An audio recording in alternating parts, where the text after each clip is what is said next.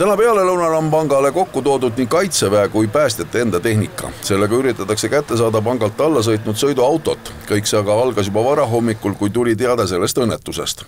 Häirekeskus sai teate Ida-Virumaale Valaste külla hommikul kell 4:45. Koha peal avastati sõidukist inimene, kes oli sinna kinni jäänud.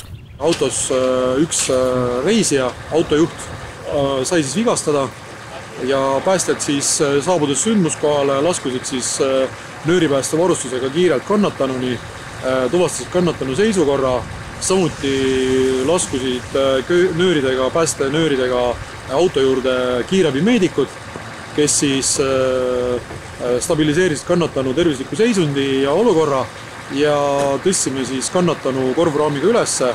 Kohale kutsuti ka Politsei- ja Piirivalveameti helikopter, mis autos olnud meesterahva haiglasse toimetas. Päevastusündmuste puhul oli juba kaasatud kaitseväe tehnika, mis aga siis tegelikult juhtus.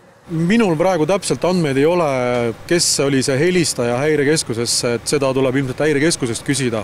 Aga esmane info oli jah, et juhuslik möödasõitja märkas siis või nägi midagi, aga see ei ole täpsustatud info, et ma ei oska seda lõpuni kommenteerida.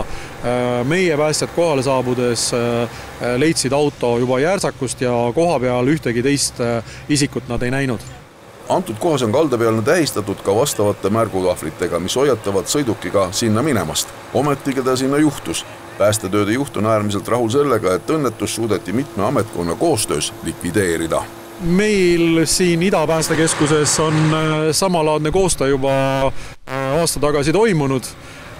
Nagu selgus, et olid ka koha peal samad mehed, nii et koostöö läheb iga korraga järjest paremaks. Loodetavasti on see viimane kord nüüd koostööd teha, et selliseid õnnetusi enam ei juhtuks. Et tahangi panna inimestele südamele, et siin pankrannikul viibimine ja olemine ei ole naljaasi, et tuleb ikkagi jälgida välja pandud ohutussilte ja tuleb käituda vastavalt nendele, et liigne riskide võtmine paraku võib lõppeda väga terviskahjustavalt või siis isegi surmaga.